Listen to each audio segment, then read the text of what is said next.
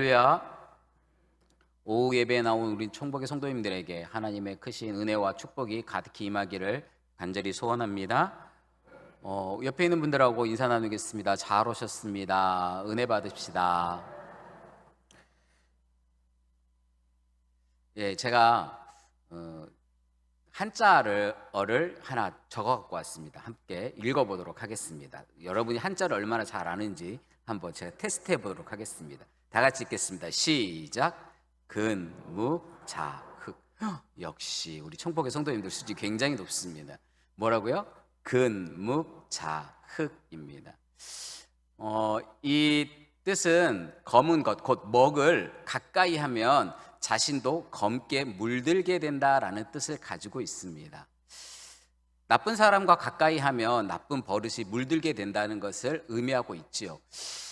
세상에는 성경의 진리는 아니지만 뛰어난 지혜를 가진 그런 말과 그런 지식들이 있는 것을 볼 수 있습니다.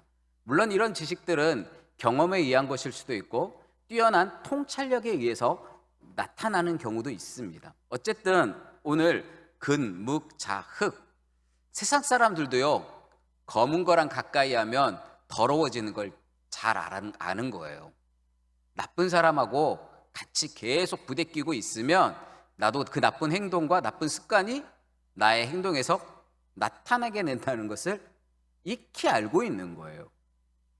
그런데 하나님의 백성이 하나님의 수없는 경고와 경고를 들었음에도 불구하고 그들은 여전히 하나님을 멀리하고 하나님이 떠나는 삶을 살고 있었습니다. 세상 사람들이 검게 사는 건 문제가 아니에요. 그죠? 네, 왜 우리는 다 태어날 때부터 죄인으로 태어났으니까. 문제는 하나님의 백성이 그렇게 사는 게 문제가 되어지는 거예요. 물론 하나님의 백성이 완벽한 삶을 살아낸다는 뜻은 아닙니다. 그러면 그럴수록 우리는 더욱더 주님을 의지해야겠지요. 하지만 문제는 이 이스라엘 백성들이 하나님을 모르는 백성하고 비교할 수 없을 정도로 너무 똑같은 거예요. 그 삶이, 그 행위가, 그 방법이 너무나 똑같은 거예요. 오늘 1절을 한번 함께 읽어보도록 하겠습니다. 1절입니다. 함께 읽겠습니다. 제사장들아 이를 들으라. 이스라엘 족속들아 깨달으라. 왕족들아 심판이 있나니 너희가 미스바에 대하여 올무가 되며 다볼 위에 친 그물이 됨이라. 아멘. 오늘 하나님은 제사장들아 이스라엘 족속들아 왕족들아 라고 말하면서 들으라, 깨달으라, 귀를 기울이라 라고 말하고 있습니다. 성경에서 3번이나 강조했다는 말은 굉장히 중요하다는 말입니다. 그런데 그 말이 뭐였냐면 그 밑에 하반절에 이렇게 말해요. 너희가 미스바에 대하여 올무가 되며 다볼이 친 그물이 됨이라 그랬어요. 이 미스바와 다볼은 뭐냐면 그 당시에 우상 숭배가 가장 성행했던 대표적인 도시를 상징하고 있어요. 그러니까 이것이 그물이 되어지고 이것이 올무가 되어졌다는 말은 그냥 그 위에 이것을 얹혀놓고 사는 거예요. 그러니까 한 걸음 디디면 죄, 이쪽으로 걸어가도 죄, 저쪽으로도 걸어가도 죄, 이쪽으로 가도 우상숭배, 저쪽으로 가도 우상숭배를 하는 이스라엘의 백성들의 모습을 그대로 표현해 놓고 있는 거예요. 하나님은 그 이스라엘 백성들에게 오늘 뭐라고 말해요? 들으라고, 깨달으라고, 그리고 귀를 기울이라고 말씀하고 계십니다. 우리는 하나님이 말씀하시는 그 말씀에 귀를 기울일 줄 아는 은혜가 있기를 소원합니다. 여기 오늘 북이스라엘은 이 백성들이 죄악으로 가득히 물들었어요. 그 삶이 죄악으로 물들었고 죄송합니다. 그 삶이 죄악으로 물들었고 그들의 마음이 죄악으로 가득히 물들었습니다. 그들이 하나님을 향한 마음은 족쇄처럼 꽉 묶여가지고는 작용을 안 하는 거예요. 작동을 하지 않는 거예요. 하나님을 향하여는 족쇄처럼 꽉 붙들려 있고 어디를 향하여? 우상을 향하여, 죄를 향하여 그들은 고개를 들고 있는 거예요. 그래서 오늘 4절에 보면 이렇게 말합니다. 그들의 행위가 그들로 자기 하나님에게 돌아가지 못하게 하나니라고 말합니다. 그들 스스로의 행위로 말미암아 하나님께 갈 수 없다는 말이에요. 그들 스스로가 그렇게 삶을 살고 있는 거예요. 하나님이 안타까이 그것들을 보고 있어요. 3절은 그것을 무엇으로 표현하고 있냐면, 에브라임아 이제 내가 음행하였고 이스라엘이 더러워졌느니라 라고 3절에 말하고 있어요. 더러워짐, 음행을 동일하게 놓고 있어요. 하나님 앞에 정결한 백성으로 정결한 삶을 살아야 될 이스라엘 백성들이 하나님을 떠나 더러움을 입었다는 뜻이죠. 왜 더러움을 입었을까요? 아까 서두에 근, 묵, 자, 흙이라고 했어요. 이스라엘 백성들은 구별된 삶을 살아야 해요. 세상에 속해 있지만 구별된 삶을 살았어야 해요.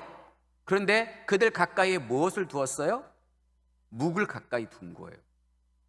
먹을 가까이 두니 어떻게 된 거예요? 검어지기 시작한 거예요. 처음에는 그게 검어졌는지 안 검어졌는지 잘 구별이 안 되거든요. 별로 티도 안 나고 여전한 것 같고, 그런데 시간이 흐르면 또 티가 안 나요. 왜요? 너도 검고 나도 검어. 착각하는 거예요. 다 검은데 우리는 선택된 백성이야. 우리는 하얘 라고 생각하는 거예요. 누가요? 오늘 제사장들이, 이스라엘 족속들이, 왕족들이 다 그렇다고요. 그러니까 위로부터 아래까지 완전히 총체적 난국인 거예요. 누구 하나 하나님 앞에 거룩하게 서려고 하는 자가 없고, 이스라엘 백성들 전체적인 이 분위기가 아주 총체적 난국으로 어찌할 수 없는 상황을 이야기하고 있는 거예요. 그래서 하나님은 이 이스라엘 백성들을 향해서 경고하고 계시고 또 심판을 예고하고 계십니다. 5절에 보면 이렇게 말합니다. 이스라엘의 교만이 그 얼굴에 드러났나니 그랬습니다. 무엇이 드러났다고요? 이스라엘의 교만이 얼굴에 다 드러났다고요. 이게 증거가 된다고요. 나는 아닌 척, 깨끗한 척 하지만 다 드러났어. 너 검어. 너 시커멓다고. 하나님 눈에 다 보인다고. 내가 너를 알아. 3절에 에브라임은 내가 알고 라고 말합니다. 하나님은 모든 것을 아시는 줄로 믿습니다. 우리 안고 일어섬까지도 하나님이 아신다고 말씀하고 계시지 않습니까? 하나님은 모르는 게 없어요. 저와 여러분의 모든 것을 알아요. 감출 수 있는 게 없어요. 하나님 앞에 저 깨끗하잖아요. 하나님 한다고 해서 하나님이 속을 뿐이 절대 아니라고요. 하나님은 우리를 너무 잘 알아요. 우리의 연약함과 우리의 죄악됨을 너무나 잘 알아요. 그리고 이 이스라엘 백성들의 그 죄악됨 앞에 하나님은 심판을 예고하고 있습니다. 그런데 이 북이스라엘만 문제가 있는 게 아니었어요. 남유다도 똑같아. 북이스라엘하고 가까이 있으면서 구별된 삶을 살아야 하는데, 남유다도 북이스라엘이 좀 앞서갔을 뿐이지 남유다도 뒤에서 따라가면서 여전히 그 길을 걸어가고 따라가고 있는 거예요. 오늘 5절에 이렇게 말합니다. 이스라엘의 교만이 그 얼굴에 드러났나니 그 죄악으로 말미암아 이스라엘과 에브라임이 넘어지고 유다도 그들과 함께 넘어지리라 그랬어요. 뭐 한다고요? 유다도 함께 넘어질 거래요. 그리고 오늘 본문에 있지 않았지만 8절에 이제 이 일은 뿔나파를 부르며 나파를 불어서 이 일이 시작됨을 알리게 될 거라는 거예요. 이 이 시대의 고대 근동 지방에서는 뭔가 전쟁이 일어나거나 뭔가 새로운 일을 시작하려고 할 때 뿔나파를 들어서 나팔을 불거든요. 알림을 하는 거예요. 예. 이제 이 일이 시작되어진다라는 것을 말하고 있습니다. 예. 북이스라엘만 하나님을 향하여서 그 마음이 닫혀져 있는 것이 아니라 어디도요? 남유다도 동일하게 그 일을 하고 있다고요.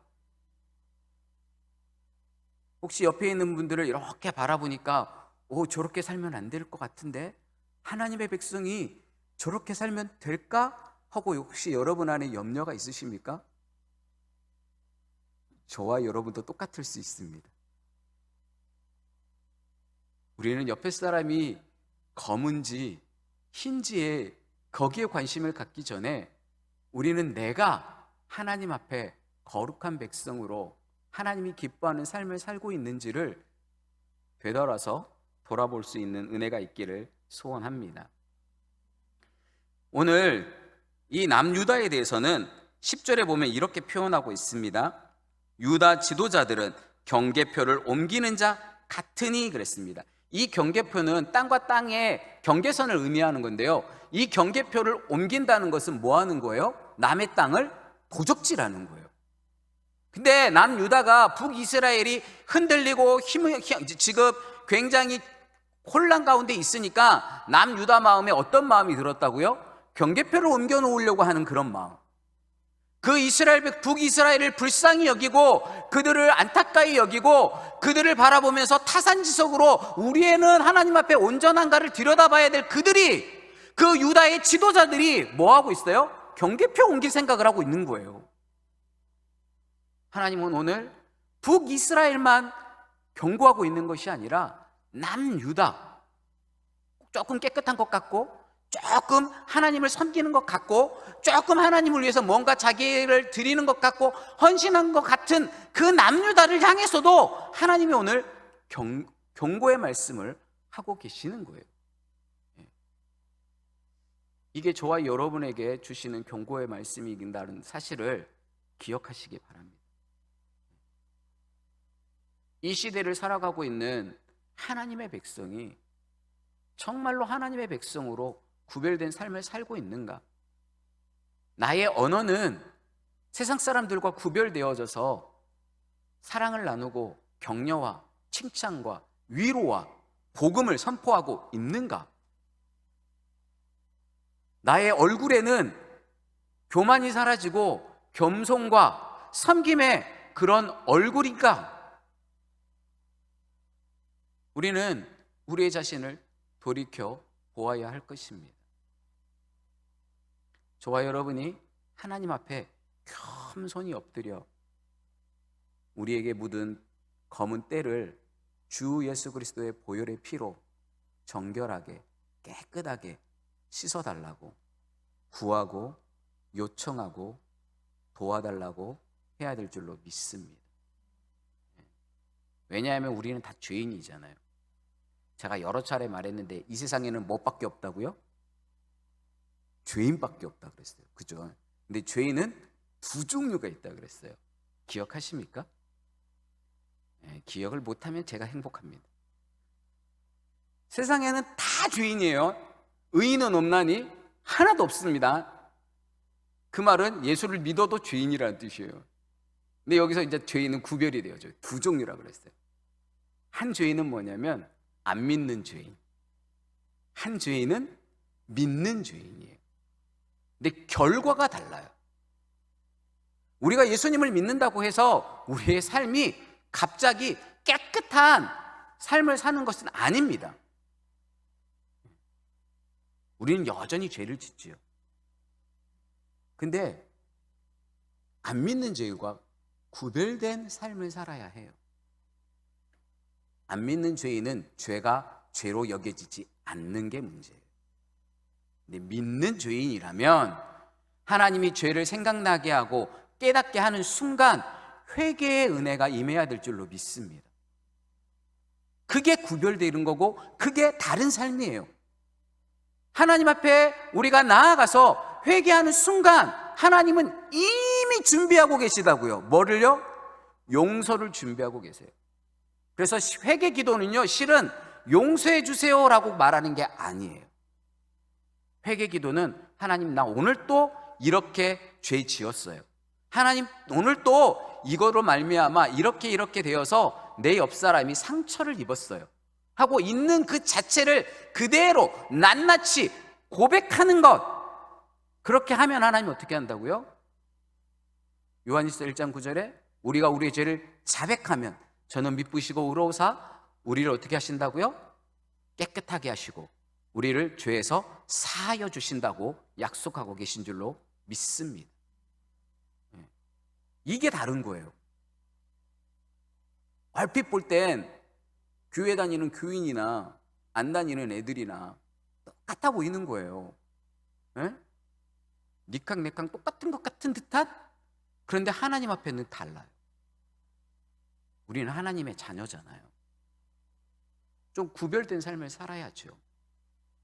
하나님이 기뻐 받으실 만한 그런 삶을 살도록 우리가 하나님께 요청하고 요청해야 돼요.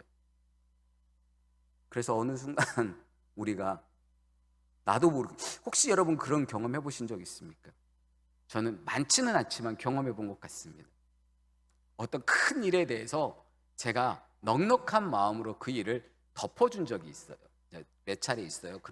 근데 그때 제가 얼핏 저를 볼 때 그런 생각이 들었어요. 이 녀석 봐라, 이제 조금 예수님 닮아가는 것 같네. 죄송합니다. 혹시 여러분 그런 생각 해본 적 없으세요? 저는 어쩌다가 나타난 저의 그 모습이 너무 하나님 앞에 감사한 거예요. 하나님, 저도 이렇게 될 수 있네요. 제가 그냥 욕심만 부리고 제가 원망망하고 짜증만 내는 그런 인생이 아니라 용서할 줄도 알고 그걸 너그러운 마음으로 덮어줄 줄도 알고, 이런 모습이 내 안에서 비춰질 때 주님 감사합니다. 제가 그냥 허투루 신앙생활한 거 아닌 것 같습니다. 하나님, 저를 이렇게 변화시켜 주셔서 감사합니다 할 때가 있어요. 그런데 죄송하지만 대부분의 시간은 뭐냐면 주님 앞에 엎드릴 때마다 회개가 제일 많아요. 어쩜 지은 죄 또 짓고 한 죄 또 하고 어제 한 짓 또 하고 어쩜 그런지 모르겠어요. 이게 우리의 연약함이에요. 우리의 연약함. 그런데 제가 글을 하나 가지고 왔어요. 이게 뭐냐면 우루과이 성벽에 있는 주기도문과 관련된 문구예요. 주기도문은 아니에요. 주기도문과 관련된 문구예요. 제가 한번 읽어보겠습니다. 여러분들 잘 들어보시기 바랍니다. 하늘에 계신 이라고 하지 말라. 세상 일에만 빠져 있으면서 우리라고 하지 마라. 너 혼자만 생각하며 살면서 하늘에 계신 이라고 하지 마라. 세상 일에만 빠져 있으면서. 죄송합니다. 이게 반복되어졌죠. 예. 하지만 읽겠습니다. 그냥 우리라고 하지 말라. 너 혼자만 생각하며 살면서 아버지라고 하지 마라. 아들, 딸로 살지 않으면서 아버지의 이름이 거룩히 여김을 받으시오며 라고 하지 마라. 자기 이름을 빛내기 위해 안간힘을 쓰면서 나라가 임하옵시고 라고 하지 마라. 물질 만능의 나라를 원하면서 뜻이 하늘에서 이루어진 것 같이 땅에서도 이루어지이다 라고 하지 마라. 내 뜻대로 되기를 기도하면서 일용할 양식을 주옵시고 라고 하지 마라.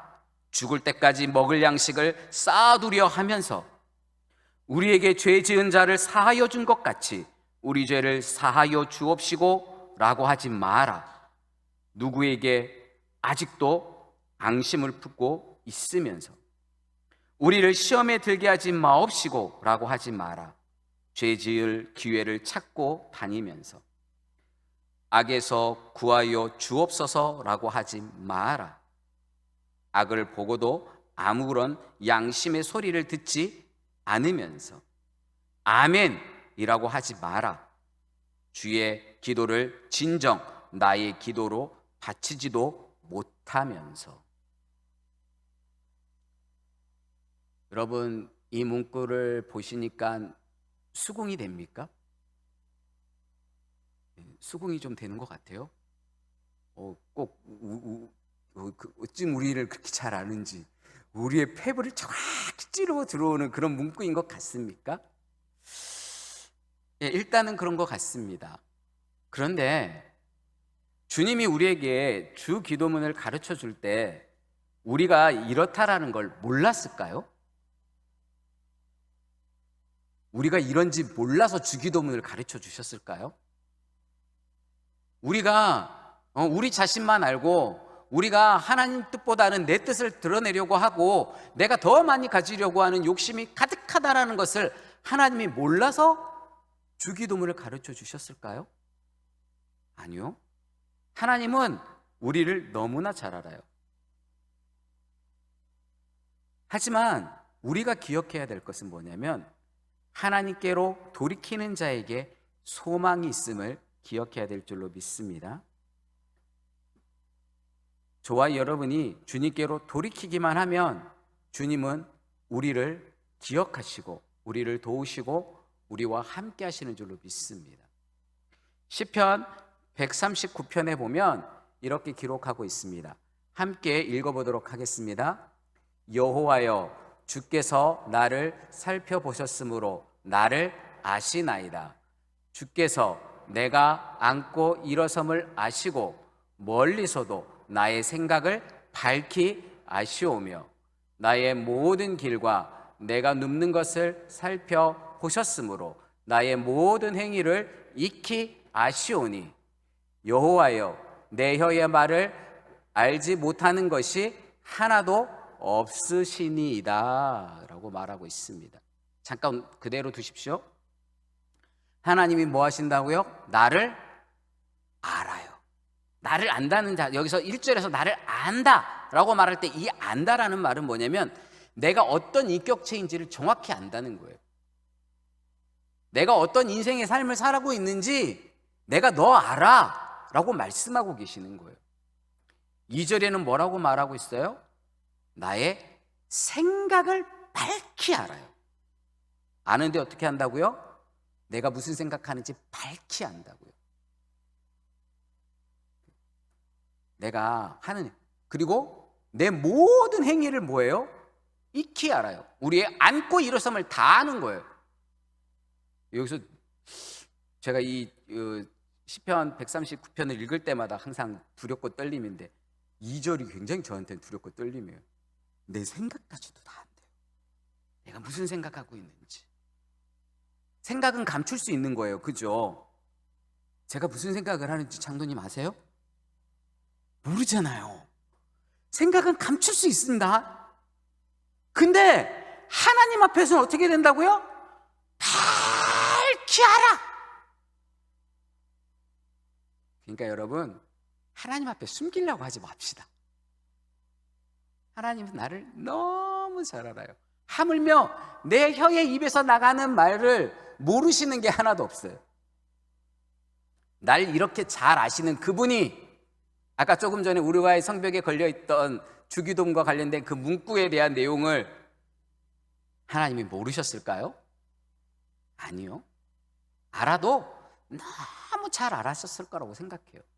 그러면 그 성벽에 이 글을 쓴 사람은 그러면 어떤 의도로 그것을 썼을까요? 주기도문 하지 말라고? 아니면 주기도문을 주기도문답게 하라고? 저는 두 번째 의도가 있을 거라고 생각합니다. 그래서요, 그 우루과이 그 성벽에 있는 그 기도문의 문맥을 앞뒤로 바꿔봤습니다. 제가 다시 써봤거든요. 여러분이 함께 읽어주시면 감사하겠습니다. 제가 바꿔서 주님의 속마음 주기도문이라고 제가 이름을 한번 지어봤습니다. 여러분들이 함께 읽으시면 좋겠습니다. 천천히 한번 읽어보겠습니다. 세상 일에만 너무 빠져 있지 말고 하늘에 계신 하며 나를 바라봐라. 너 혼자만 생각하며 살지 말고 우리라고 하며 공동체를 생각하라.